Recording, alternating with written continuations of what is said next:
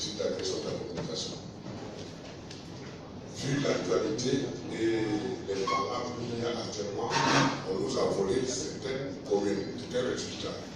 Donc les avocats vont échanger avec vous pour vous montrer pourquoi et comment on nous a volé ces résultats-là.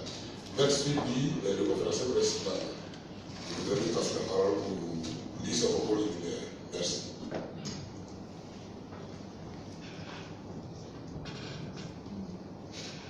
Merci beaucoup.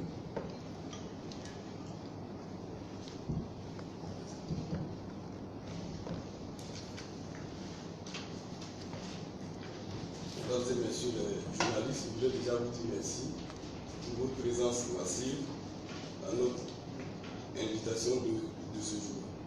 Comme il a dit tout à l'heure, l'objet de cette rencontre, c'est de parler des résultats qui ont été proclamés hier par la CEI, notamment les résultats des élections locales du 13 octobre 2018.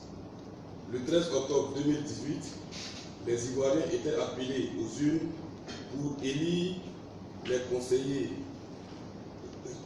des régions et les conseillers municipaux. Pour ces élections, le PCI-RDA a parrainé 19 listes de candidats au poste de conseiller des régions et 105 listes de candidats pour les mairies. Dans un système démocratique, les élections sont le mode de désignation par excellence de ceux qui sont appelés à gérer la chose publique.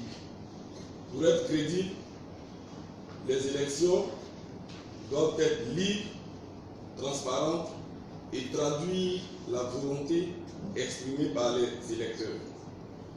En décidant d'aller aux élections du 13 octobre 2018, malgré l'usage frauduleux de son logo par le RADP et les pressions de tous ordres exercées sur ses cadres et militants, le PDCI-RDA a entendu solliciter le suffrage des Ivoiriens.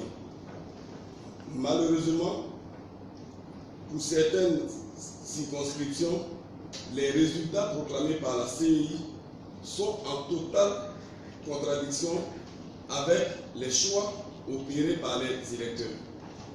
Dans ces circonscriptions, les candidats du PDCI-RDA ont été victimes d'un braquage électoral et se sont fait voler leur victoire.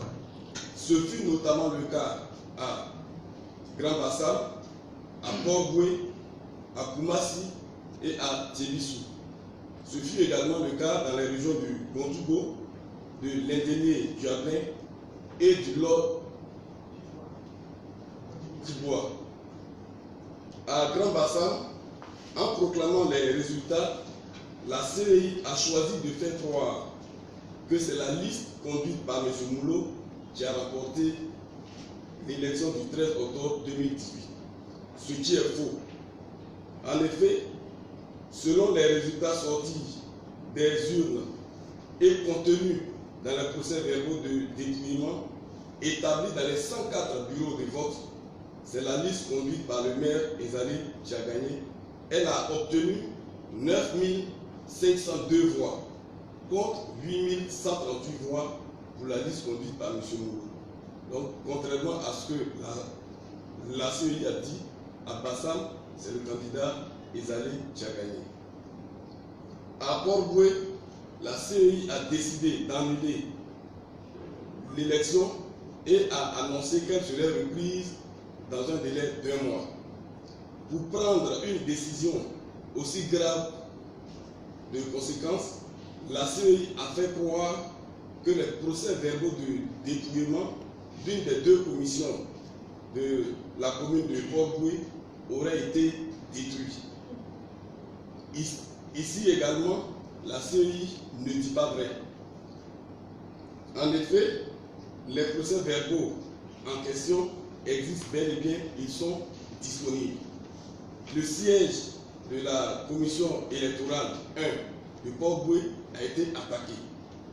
Et à partir de ces actes, la CEI a donc fait croire que les PV avaient été détruits, ce qui est faux. nous sommes entrés en contact avec la présidente de cette commission qui nous a affirmé que les PV existent.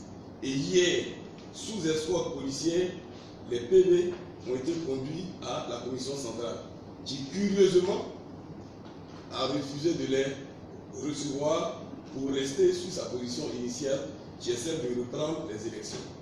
Dans la première commission, les résultats ont pu être proclamés et selon les résultats sortis là également des bureaux de vote, c'est le candidat Emou qui a remporté l'élection. Et c'est ce résultat-là que la CEI aujourd'hui refuse de proclamer. À Koumassi, également, le PDCI-RDA dénonce donc des résultats qui ont été inversés. Le résultat proclamé n'est pas le résultat qui est sorti des urnes. Là également, il y a eu des procès-verbaux qui ont été falsifiés, qui ont été fabriqués. C'est des procès-verbaux parallèles qui ne sont pas conformes aux procès-verbaux que détient le candidat du PDCI-RDA. À la fin du vote et après le dépouillement, dans chaque bureau de vote, il est remis aux représentants de chaque candidat un exemplaire du procès-verbal de dépouillement établi dans le bureau de vote. Le candidat du PDCI-RDA à Koumassi a reçu par le canal de ses représentants ces procès-verbaux. Mais il se trouve que les résultats proclamés ne sont pas en phase avec les procès-verbaux qu'il a reçus. C'est des résultats qui ont été proclamés avec des procès-verbaux fallacieux. Ce fut également le cas dans le Gontougo. C'est également le système de procès-verbaux parallèles qui a été utilisé, en plus de la violence donc, qui a été, de la violence et de la pression qui a été faite sur certains électeurs et sur les représentants du candidat du PDCI-RDA dans cette zone. Dans la région de Divo, le Lord d'Ivoire, le candidat du PDCI-RDA, selon les résultats proclamés dans chacune des commissions départementales et communales, est sorti vainqueur. Mais lors de la compilation des résultats au niveau de la région, curieusement, le résultat donc a été inversé en faveur du candidat du RHDP.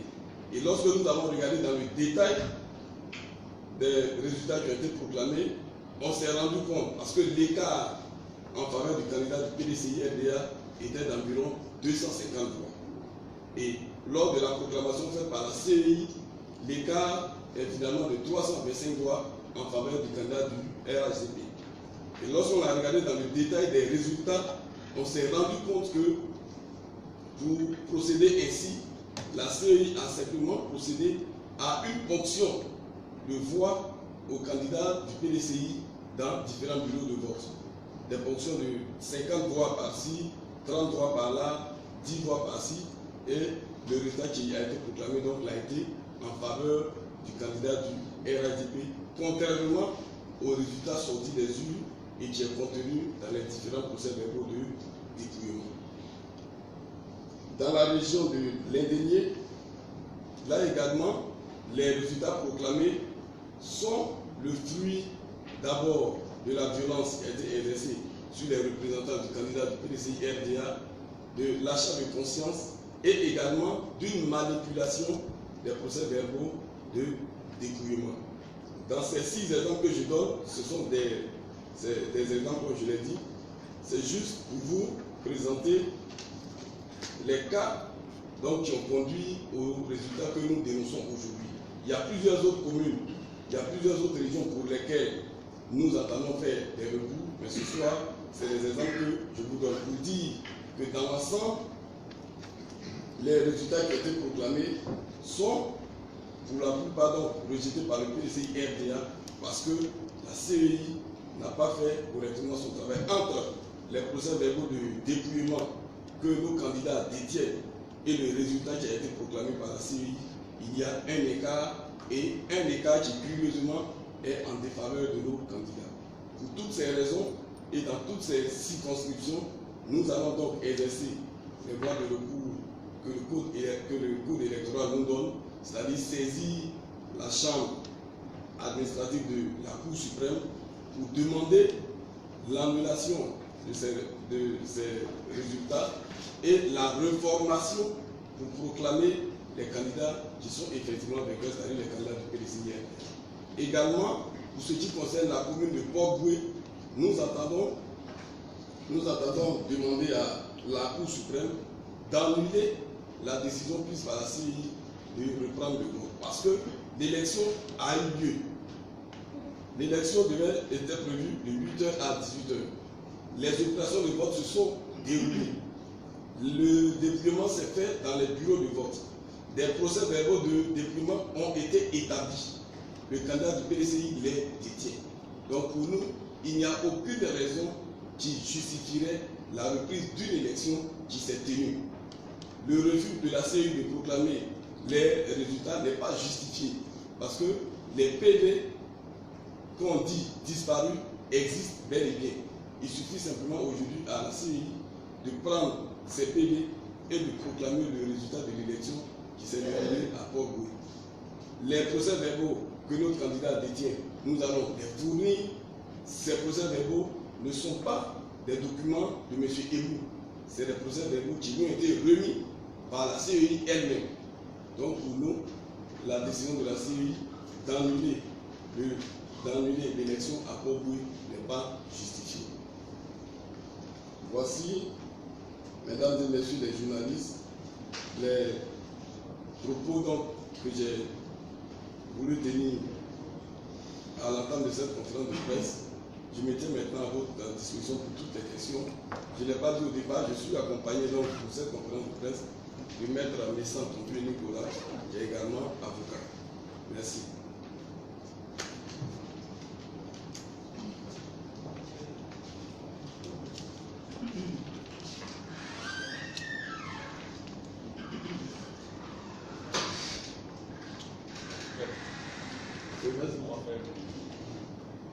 Oui. Stéphanie Aguilletti pour RFI. Donc là, vous dénoncez Stéphanie Aguilletti, RFI. Donc là, vous dénoncez donc plusieurs irrégularités. Vous dites que c'est en gros cautionné par la commission électorale. Si je comprends bien, enfin, quels sont vous reprochez d'après la commission électorale d'être biaisée?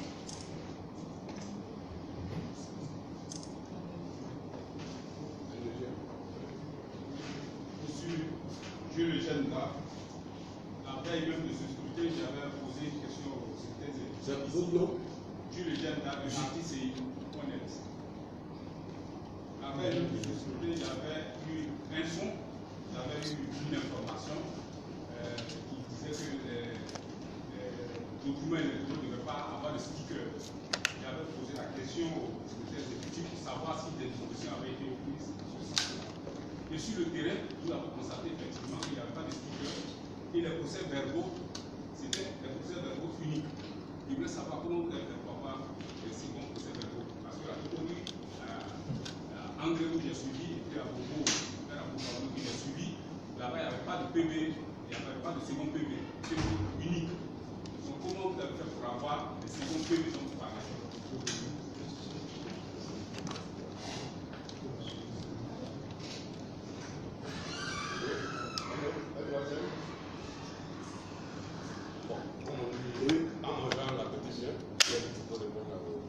D'accord, merci beaucoup. Alors la première question, c'est de savoir si la CEI est biaisée puisque nous la mettons en cause en dénonçant les procès-verbaux. Ce que j'ai dit, c'est que après l'élection, dans chaque bureau de vote, il y a des procès-verbaux qui ont été établis. Ces procès-verbaux contiennent des résultats. C'est la compilation de ces résultats qui donne pour la circonscription le candidat vainqueur. Quand je prends l'exemple de Bassam, que j'ai cité tout à l'heure, notre candidat dispose de procès-verbaux qui lui donnent 9000 voix, contre 8000 voix pour l'adversaire. La CEI proclame des résultats qui donnent un résultat qui est contraire.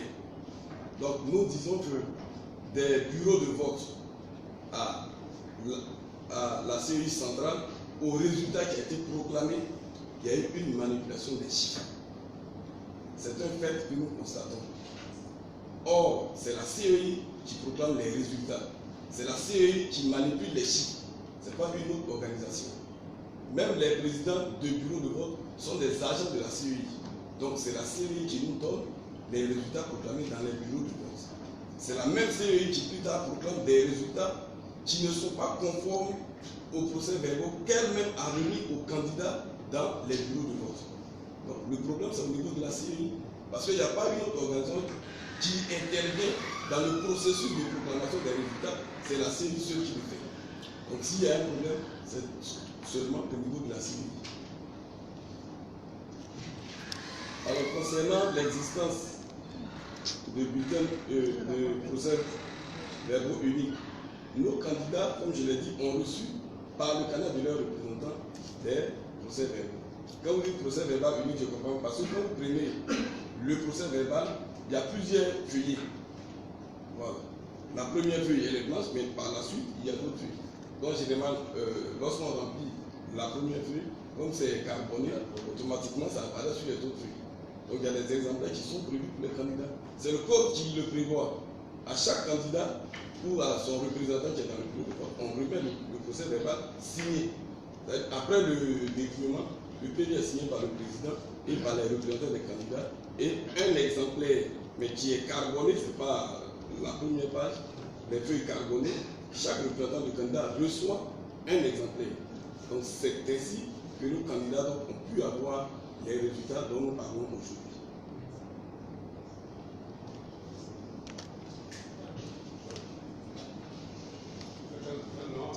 Hassan, soit il y a un deuxième déterminant. La seconde liste. Oui.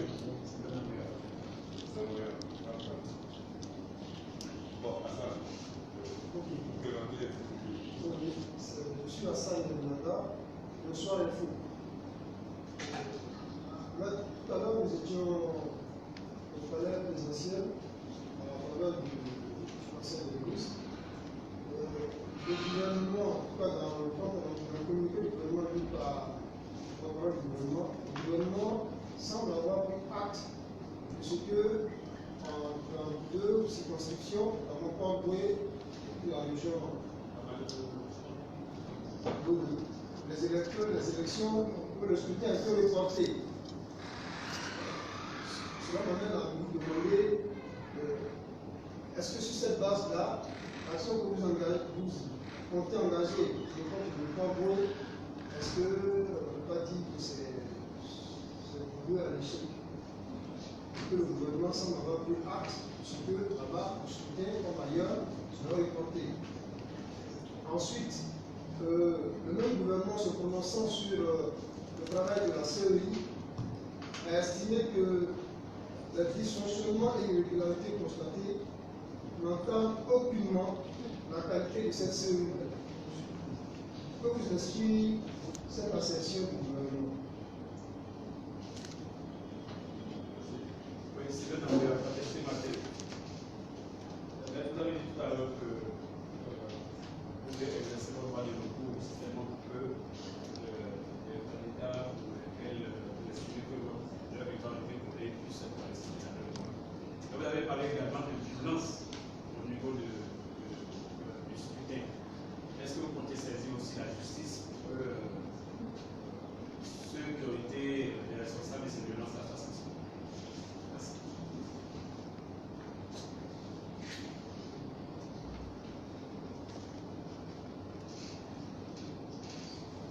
Merci. la deuxième série. Après, c'est la dernière série. Alors, monsieur le journaliste du Soir Info, on vous dit que le gouvernement donc a pris acte de la décision de reprise, de reprendre les élections à Port-Boué et dans le démon. Et donc, notre action concernant Port-Boué serait vouée à l'échec.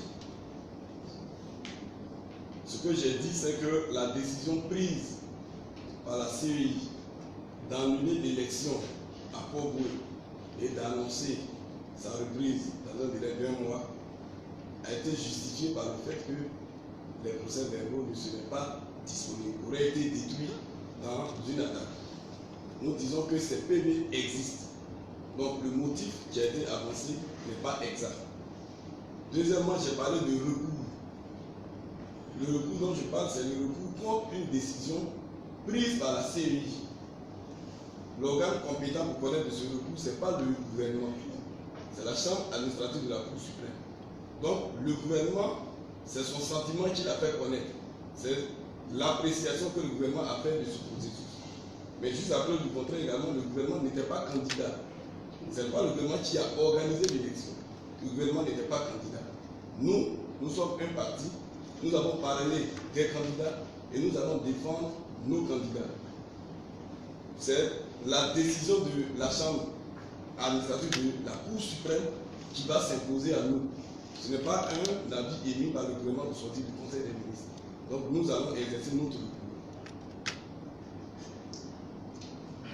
Vous dites également que le gouvernement a dit que les dysfonctionnements et tout ça n'entamaient pas la qualité du travail de la CEI. Je pense que cela revient à ce que j'ai dit. C'est une impression.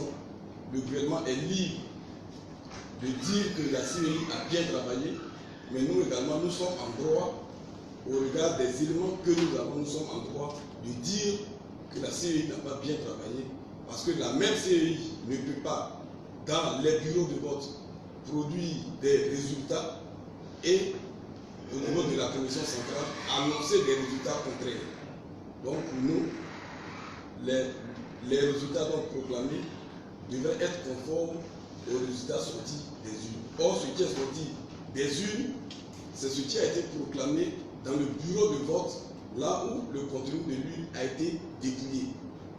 Donc, le gouvernement peut estimer que la CEI a bien fait son travail, mais nous disons que dans certaines circonscriptions, la CEI n'a pas bien fait son travail, sinon on aurait eu le résultat qui est sorti des urnes.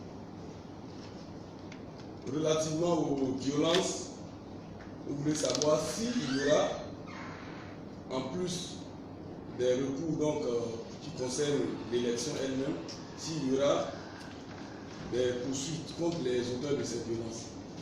Ça, ce sont des voies de droit commun. C'est-à-dire que les personnes qui ont été victimes de cette violence-là sont en droit de saisir les autorités de police ou de gendarmerie, ou même le procureur de la République, pour que justice leur soit rendue. Et donc je pense que qu'on soit dans une élection ou non, une personne qui est victime de violence peut agir, et je suis convaincu qu'elle le fera.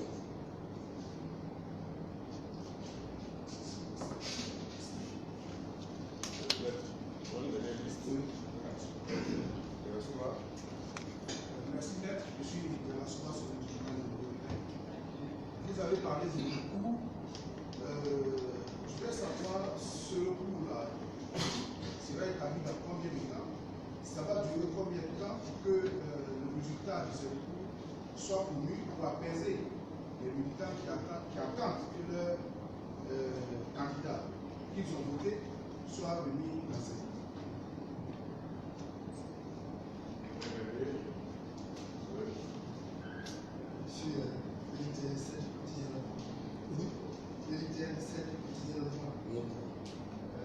Vous avez parlé de l'usage du groupe PDCI.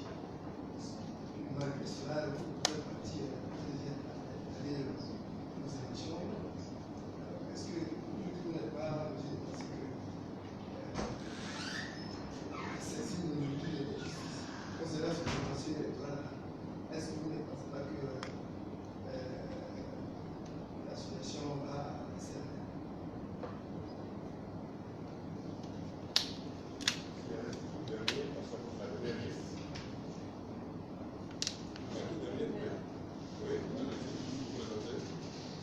Axel Léna, télévision centrale de Chine. Je voudrais savoir si jamais tous vos recours n'ont pas été reçus positivement par la justice ivoirienne. Qu'est-ce que vous comptez faire par la suite? Si tous les recours que vous avez prédits ne sont pas reçus positivement donc en votre faveur par la justice ivoirienne, qu'est-ce que vous comptez faire par la suite? Merci. Merci.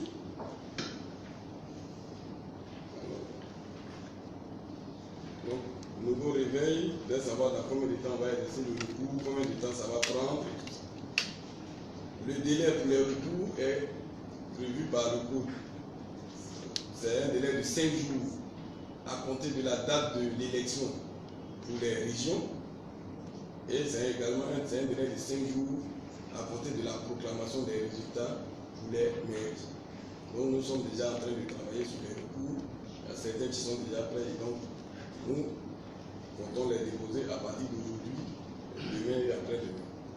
Pour le temps qui sera mis, je ne peux pas donner ici le temps que la chambre administrative de la Cour suprême va mettre pour nous répondre. Mais la loi dit que lorsque la chambre est saisie, elle doit rendre sa décision dans un délai d'1 mois. Donc nous pensons que dans ce délai, donc d'ici 1 mois, sinon même avant, parce que la loi dit dans un délai d'1 mois, rien n'interdit à la chambre de rendre sa décision même dans un délai de 2 jours, 3 jours, 1 semaine. Mais c'est un délai d'1 mois à compter de la saisie de la chambre. Alors, notre voix, l'usage frauduleux du logo, aujourd'hui nous allons devant la même justice, est-ce que ce n'est pas le même résultat? Mais ce n'est pas parce que hier nous avons une décision qui pour nous était incompréhensible que nous allons arrêter de saisir la justice. Nous sommes dans un État et dans cet État il y a des organes, il y a des institutions. Et la loi répartit les compétences.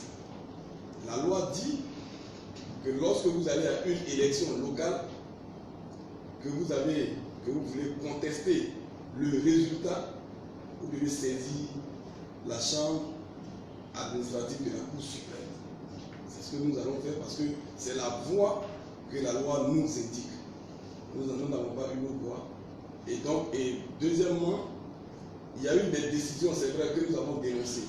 Mais nous ne pouvons pas, à partir d'une seule décision, décider de remettre en cause la probité de tous les magistrats. Donc, nous saisissons la justice et nous allons attendre les décisions qu'elle va rendre. Et si tous nos recours ne sont pas reçus, qu'est-ce que nous allons faire? C'est des voies de droit que nous allons exercer. Il y a des décisions qui seront rendues. Le propre d'une décision de justice, c'est que lorsqu'elle est rendue, quel qu'en soit le contenu, elle s'impose à tous. Donc, les décisions qui seront rendues, si elles nous sont favorables, nous allons nous en réjouir. Si ce n'est pas le cas, ce sera quand même des décisions de justice auxquelles nous serons tenus en tant que citoyens de nous conformer. Bon, je pense qu'à la fin de la conférence, vous allez tirer les conclusions et puis résumer un peu vos propos. Merci. Je voudrais, donc, pour résumer, dire que les résultats qui ont été proclamés par la CEI, le PCI-RDA, en conteste certains, parce que ces résultats-là ne sont pas conformes à ceux que nos candidats détiennent sur la base des procès-verbaux de dépouillement que la CEI elle-même a remis à leurs représentants dans les bureaux de vote. Et comme en pareille matière, la loi nous indique la voie à suivre, qui est celle du recours devant la Chambre administrative de la Cour suprême, nous avons donc décidé de saisir cette juridiction, à qui nous allons demander essentiellement 3 choses. Annuler les résultats proclamés et reformer les résultats pour proclamer les résultats sortis des urnes pour la majorité des cas. Et puis, dans le cas de Port-Brut, nous allons demander l'annulation de la décision de la CEI. Parce que cette décision-là, les motifs invoqués au soutien de cette décision ne sont pas établis. Je voudrais donc vous dire merci d'avoir répondu à notre invitation.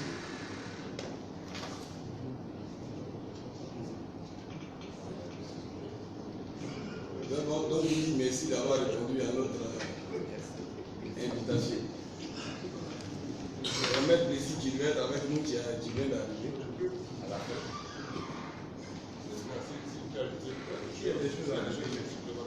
Ajouter quelque chose?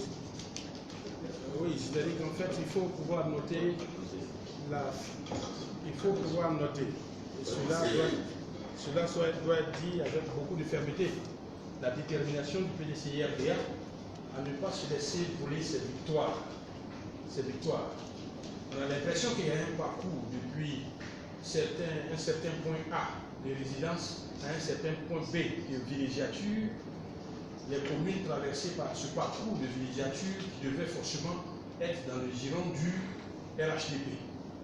De telle sorte qu'on n'a pas hésité un seul moment à renverser les résultats, à tripatouiller les résultats, à avoir avec soi certains administratifs, des hauts responsables administratifs qui n'avaient rien à voir dans le processus des élections et qui sont intervenus. Et certains membres de la commission électorale indépendante qui devaient à cette occasion affirmer quand même sa maturité et son authenticité quand elle est elle-même décriée par les décisions des cours internationales, cette CEI n'a pas été à la hauteur et certains de ses membres, pratiquant de parjure parce qu'ils ont prêté serment devant le tribunal pour pouvoir exercer pour la nation, pour le peuple de Côte d'Ivoire, on a forcément voulu qu'en certains lieux, le RHDP soit vainqueur. Nous ne reculerons devant aucun moyen de droit, aucune voie de médias, aucun moyen international comme national pour faire prévaloir le droit. On peut avoir des ambitions, mais les ambitions doivent s'arrêter là où les moyens s'arrêtent. Et les moyens du RHDP ne vont pas plus loin que les ambitions de ceux qui voulaient les porter et qui voulaient forcément être des maires dans des communes où ils n'ont pas la capacité, où le peuple ne les accepte pas. Il en est ainsi de Bassam. Il en est ainsi de Port-Boué. Il en est ainsi de nombre de communes. Il est important que la population puisse savoir que le PDCI, aujourd'hui, n'est pas prêt à reculer devant ces hold-up. Il faut pouvoir aussi comprendre que les manipulations qui ont été faites seront poursuivies lorsqu'on aura pu distinguer très clairement les personnalités et les personnes de quel organe que ce soit qui ont manipulé ces résultats. C'est une honte nationale. C'est une atteinte à la dignité de toute une nation. C'est une atteinte à la dignité de toute une nation. Et nous ne pouvons pas tolérer, en fond de Côte d'Ivoire, que ceux qui portent le sceau des personnalités politiques de ce pays puissent tricher de cette façon. On dénonce la tricherie à l'école. Nos enfants, nos petits frères, on les combat. On les arrête à l'occasion de tous les examens, BAC, BPC, dans les cours, partout.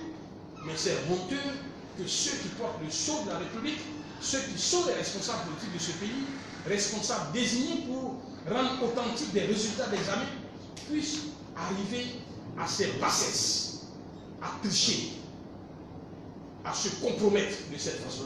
Le PDCI ne reculera pas. Bassam est une victoire du PDCI. Le Port-Boué est une victoire du PDCI-RDA et rien ne pourra nous faire penser autre chose. Et nous avons confiance à la Chambre administrative de la Cour suprême qui est dirigée par des magistrats dont on sait l'intégrité pour pouvoir rendre, s'il existe encore des magistrats qui ne sont pas. Et Koumassi, l'Indéné, le Diablin, ces zones-là, afin que la Chambre administrative, qu'on oblige à sortir de son rôle habituel déjà très chargé des litiges fonciers et autres, pour venir se préoccuper des litiges électoraux, dont les résultats sont d'une évidence telle qu'elle ne devrait même pas encombrer son rôle. Mais nous avons confiance et demain sera un autre jour. Et parce qu'aujourd'hui a été un autre jour, que demain sera un autre jour, ils comprendront qu'en 2020, ce sera aussi un autre jour. Merci à vous tous. Pardon, est-ce que vous pouvez présenter, s'il vous plaît? Maître Blessy Chrysostome. Je pense que la conférence a pu faire.